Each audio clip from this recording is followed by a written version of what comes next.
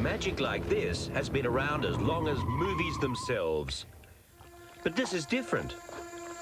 Terminator 2 begins a new era in the way that movies and dreams are made.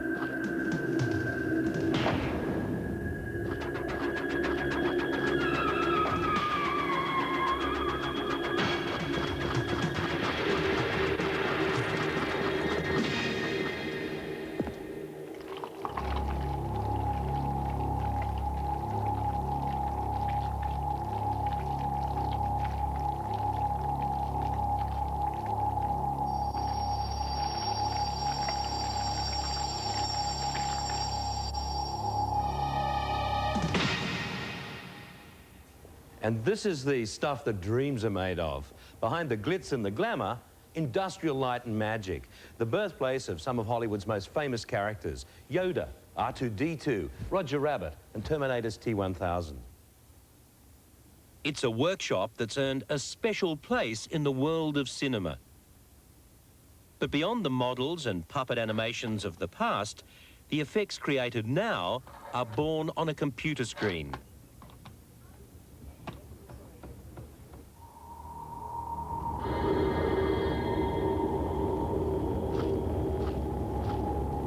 This shot of the rogue Terminator T-1000 from Chrome Man to human form lasts a mere 10 seconds. So this is just a single step that Robert's taking.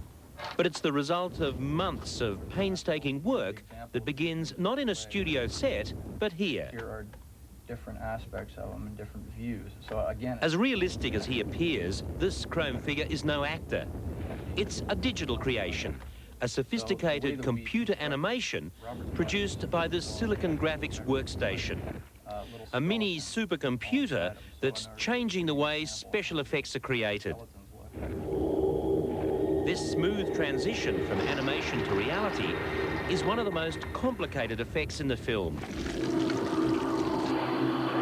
And to do it, the computer animator has to start with the basics. Using a grid pattern of the real actor as a point of reference, he's able to build a profile of the actor's exact body shape and movement into the computer. Starting with bare bones, he can simulate the walking motion that will eventually be matched with the actor in the final shot. So again, it's this whole notion of working in 4 views again. Using a device called a wireframe modeler, the character can be drawn in 3 dimensions. The power of the computer allows the animator to view it from any perspective. So in order to reconstruct something similar to that, we'll use the example of using just the legs. Like a painter or sculptor, the artist literally constructs the image bone by bone, manipulating each piece of digital geometry like a sculptor would putty. The opposite. All I've done essentially is just copy it. As changes and modifications are added, the computer continually updates the image from every perspective.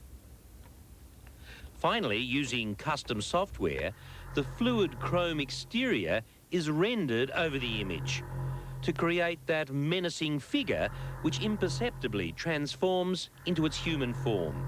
You have a box here, and this box is essentially a studio, right? It handles your casting calls, right? It handles all your motion tests, all your camera moves, all your painting, all your coloring, and all your developing. And it's all in one box solution. Therefore, it really tests your imagination.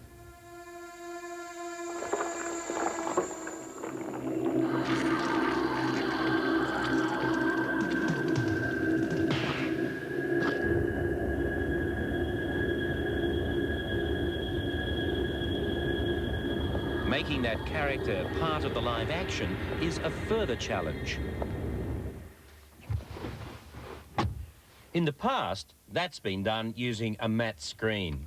The actor simply performs the scene in front of a green screen in the studio, and the background image is electronically superimposed behind.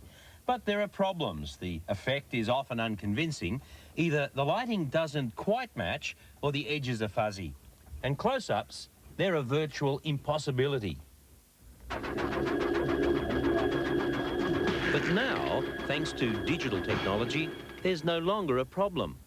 the computer image is scanned electronically and digitized. That means the figure is reduced to tiny numerical components, like the dots that make up a newspaper photo. It can then be digitally edited into the background action. No wires, no fuzzy lines, but a completely convincing, lifelike figure. Lighting and other effects, like the reflection of the chrome, can also be adjusted in the computer to give it that extra edge of realism.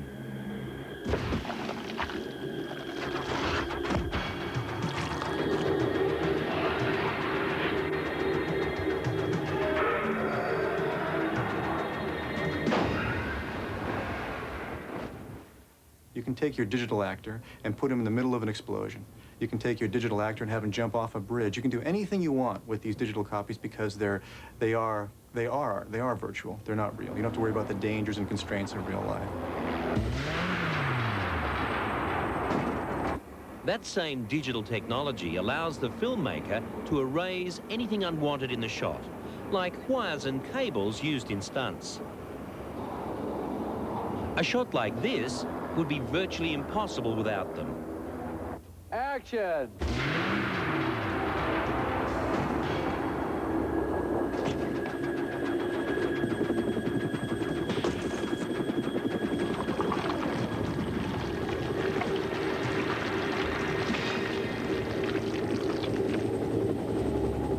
Get out. This combination of computer animation and stunt work means filmmaking will never be quite the same.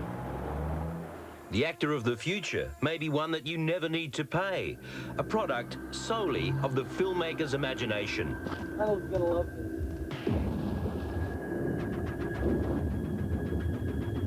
this. It's an expensive business, and the demands on computer power are great.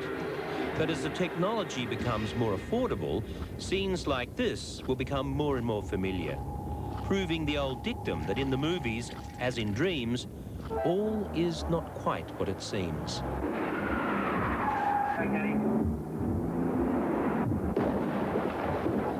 Arnold, tell me that wasn't a rush.